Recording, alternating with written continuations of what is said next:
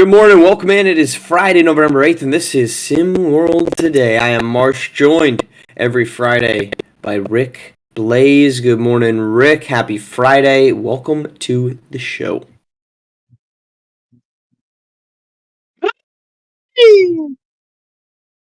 There we go. That's Rick's intro. We got a lot to get to. We've got some SimWorld U action, a couple top 25 teams, a couple top 15 teams going down. Kentucky, though, remains unbeaten. We're going to talk about that. But first, we're going to start with Thursday Night Football, which we got another dandy between Baltimore and the Cincinnati Bengals. Baltimore wins it 35-34. Despite a late comeback by the Bengals, it was instead the Ravens comeback that prevails. Final there, they moved to 7-3. A game, though, with plenty of controversy. Rick, your thoughts?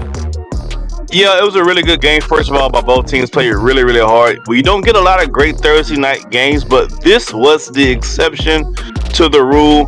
Unfortunately, for the Bengals and Bengals fans, the coach is too smart for his own good. 4th and 2, take the field goal, young man. Just bring out the field goal unit, go up by 1, and then make Baltimore have to drive 80 yards or 50 yards or however for a touchdown or game-winning field goal. What you're saying is, I can't stop Lamar Jackson. I don't trust my defense to stop Lamar Jackson. And maybe that's true, because Lamar just scored 4 times in a row. But now you're looking like an inadequate coach because you went for it on 4th down and didn't convert. I would rather be in the driver's seat of having the lead with an opportunity of my defense making a stop than to not have the lead and then have to answer these questions Monday morning about a coaching decision that I should not have made. Take the field goal. When we used to play, man, we say take your fries. You might not get the burger every time, but take the fries, man. He missed his fries, and it cost him the game. I'm not terribly upset with a 4th and 2 decision. I am a little bit more upset, if you will, or maybe disagree with the decision to go deep on 3rd and 2 and 4th and 2. I mean, you've got a running game that was working pretty well last night, or at least a short passing game. It's not the decision, but how about this? It's not the option, it's the subsequent decision, in my opinion, that was wrong. The option to go for it on 4th and 2, no problem. I don't disagree with that. I'm a big proponent of going for it on 4th down. The decision to go deep, not a fan of. To me, though, the biggest question mark, and it's not gonna be as big of a question mark because they won, but it was a decision on 2nd and goal by the Baltimore Ravens to not run the football. Now, they ended up scoring the touchdown. They ended up winning by 1 point, but they had the ball with under 2 minutes. There's a 2-minute warning. And they 2nd goal from the 5. Yeah. No, here's the thing. We're not going to talk about it because they won, but they could have completely ruined this game because they gave Joe Burrow a minute and a half and a timeout to go, and they nearly lost because of that. Because Joe Burrow was able to march down the field in a minute without having to use a timeout. Here's the thing. I'm not trying to be a jerk here because I'm not going to try to pretend that a guy that's coaching in the SWFL doesn't know as much as I do about football. Clearly, there's a bit of a knowledge gap with him on the better side of it. But it still blows my mind that would be the decision. Why are we not forcing them to use a timeout, running the ball on 3rd down, and then giving Joe Burrow the ball back with 30 seconds and no timeouts? It is hard to move the ball with 30 seconds and no timeouts in the SWFL. But the fact that they won this game is going to overshadow that decision because they got it by 1. The FYI, ladies and gentlemen, anytime March says I'm not trying to be a jerk, the next comment is a jerk comment. Just to let you know that's preloaded. But I agree. You need to run the more clock, make Bengals burn their last time out. It didn't bite them in the butt like the Bengals coach's decision did. It should have. We saw Joe Burrow score 80-something yards with 1 throw to Jamar Chase, right? So he can score in a snap beat. So it should have, and I agree that was a bad call, bad coaching decision. And I don't disagree with going for the win on the road when you know Lamar Jackson was on the heater instead of going for the tie in overtime because I don't think he had any confidence. I'm cool with that. But the 3rd and 4th down, again, the play calls, when you only need 2 yards, run the ball one of those times or throw a little hitch or something. You don't have to go deep to burden out of all wide receivers. That don't make any sense. The irony of that fourth down was that after third down, Kirk Herbstreit, which I'll say quickly on the call, Kirk Herbstreit I think does a good job on Thursday Night Football.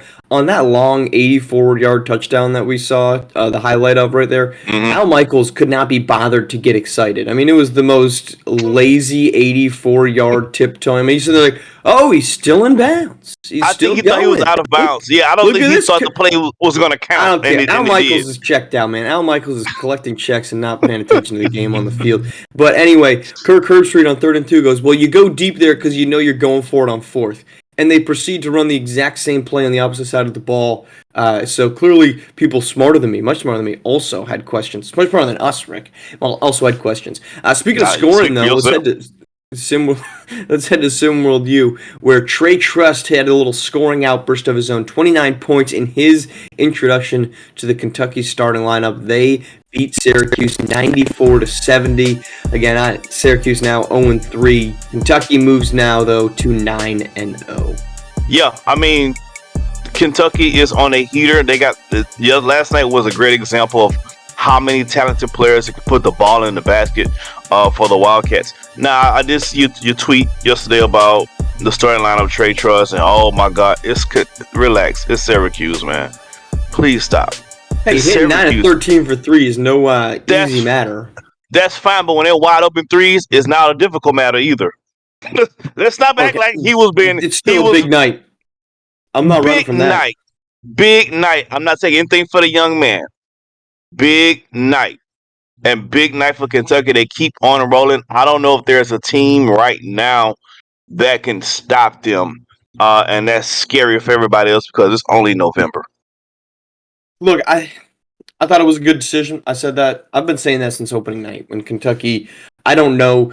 There's not to say that Cunningham and Burks aren't good basketball players. And by the way, Burks went 3 of 3, finally started shooting the 3 ball last night, and he hit all 3 of them. Trav Cunningham only ended up playing 12 minutes. I'm not saying that they shouldn't deserve to be in a starting lineup, but the Kentucky Wildcats needed offensive variance. Despite being 8-0, I think there was signs of what would be your potential downfall. And for Kentucky, it was a lack of secondary offensive options, or maybe tertiary, if you will, behind Glory Tate and Jameson Johnson. Because the question was going to be, what happens when those two guys have a bad night? Because the way this roster is built, particularly the starting lineup, there wasn't a lot of shooting around those two stars, right? Trav Cunningham still doesn't have a three-pointer made. Stephon Brooks until last night had not made one. You're starting D'Angelo Muto, who really serves as your defensive anchor. He had 4 steals, blocks combined last night. That remained true. But what you didn't have was another offensive weapon. If Glory Tate is quiet, if Jameson Johnson is quiet.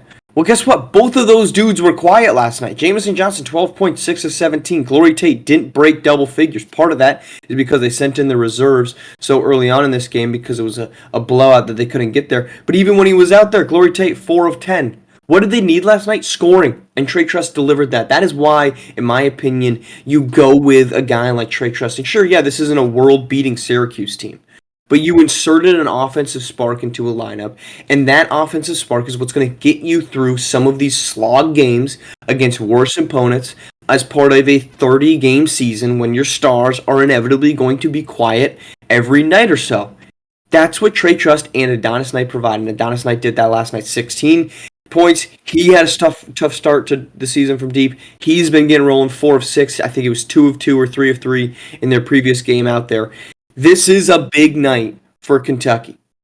And I know it's not against a big opponent, but the introduction of Trey Trust and more minutes for Adonis Knight than Trav Cunningham is the example of why this team needs to have those guys functioning in the offense. And if you get what you got out of Stephon Brooks last night, 13.7 assists, again, hits 3s. He was in control with the basketball. He is a viable option in that starting lineup. And again, I'm not here to argue that Trey Trust didn't deserve to be in the starting lineup. My only point was you were 8-0 with the combination that you had, and you beat some good. Oh, by the way, you've only beat some really good teams en route to being 8-0.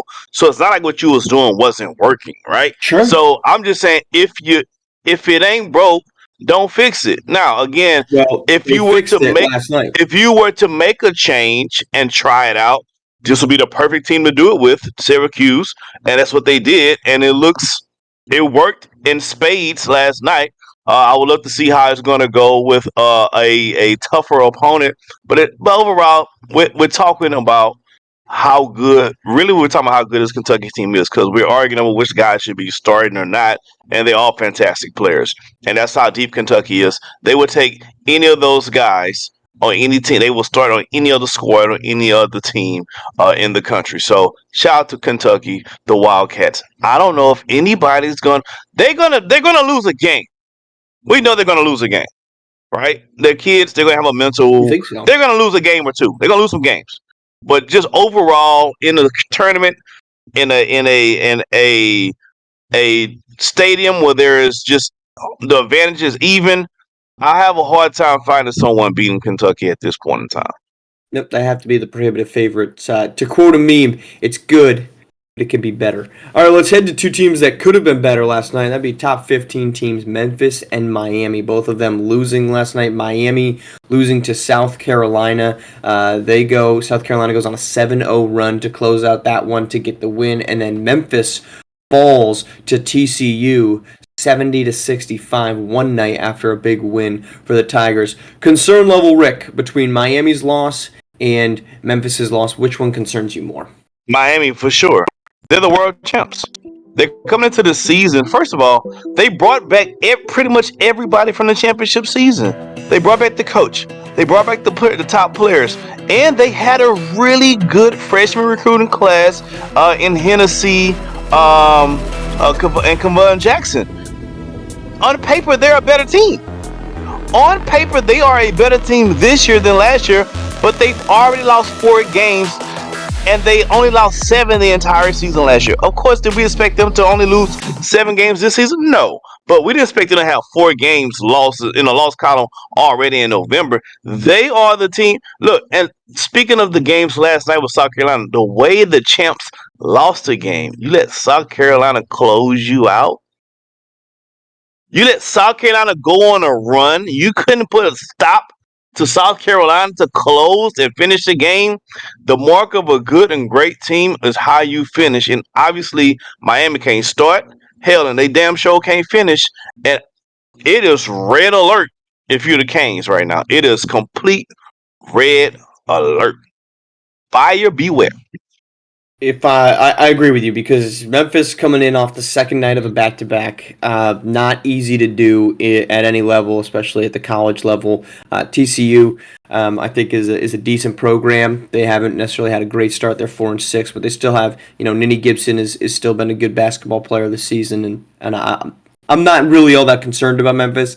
I said it yesterday on the show that I expect them to end up in the top 10. I still expect them to end up in the top 10. Part of that is because of the teams in front of them that lost, but this is really the first surprising Memphis loss. If you look through their other 3 losses, it's all against teams in the top 10. So Memphis, let's pump the brakes on any concern right now because of the larger context of it. They just looked exhausted.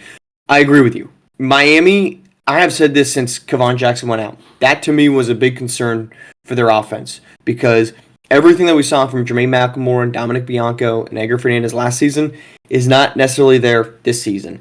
And Kavon Jackson was really having a good start to the season in terms of a injection of offensive firepower. Without him there, because of the injury that he suffered, this team is seeing some major regressions on the offensive side of the ball. And their inability to find guys that can, or actually, rather, their star players, actually their inability to do it, is massively killing this team because they don't have the type of depth that we are expecting of them because of the loss of Kavon Jackson and because Richard Hennessy really hasn't been that dominant on the offensive side of the ball. At the same time, I think there's some credit to be given to South Carolina. This team's now 5-3. They've played competitive basketball. Keandre Baldridge has been really good this season. He was really good last night, 18 points. While it's a disappointing loss for Miami, it's a loss that should be frustrating. I would say between those two teams, South Carolina is still the better opponent to have lost to. Miami should have done it. If you are a top 15 team, then I would expect them to barely be in the top 25 now. But South Carolina is proving to be a above average basketball team, and they showed that last night. March, that's you give. Unless South Carolina has Alex English back on the team that I didn't see last night, there's no way that they should have beat Miami, the champs. You don't I come didn't say in they and should beat have beaten the champs. I said South Carolina's been a good basketball team this season. Miami good should have won basketball at home. team. I'm not denying any of that. Miami shouldn't lose to good basketball team. They should No. lose to, you know what I mean? Like South Carolina, give them all the credit. They did what they're supposed to have done. But this is more about Miami losing it than it is about than South Carolina winning it. It's about Miami falling apart, especially late in the game to close the game. That's the mark of when you know if your team is on the verge of greatness or not. And late in the fourth quarter, when it's time, and it was not winning time for Miami, tell you they are in trouble. No, South Carolina most certainly is not an elite team. They have won 4 of their last 5, though.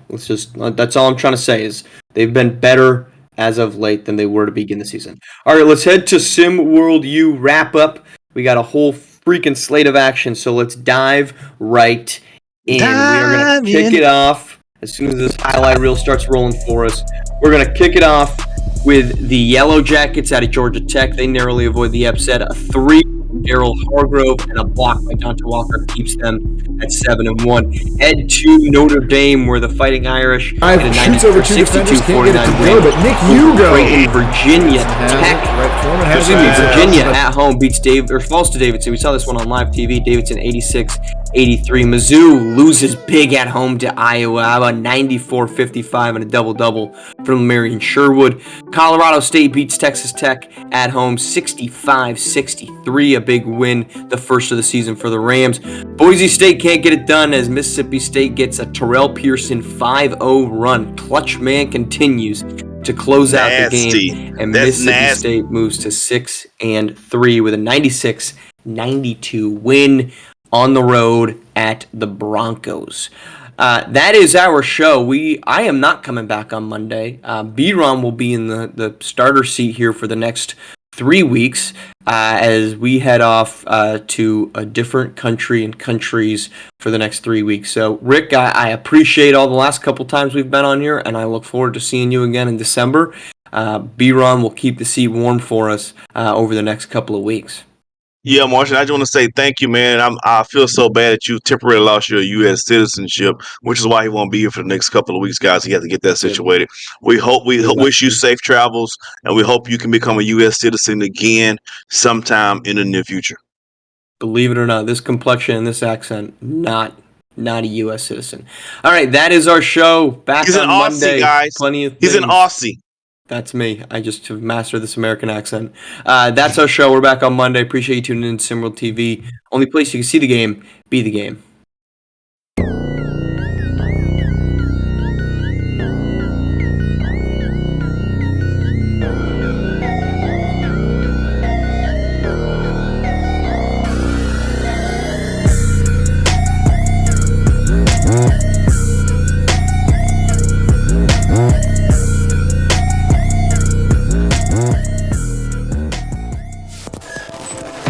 This has been a presentation of SimWorld.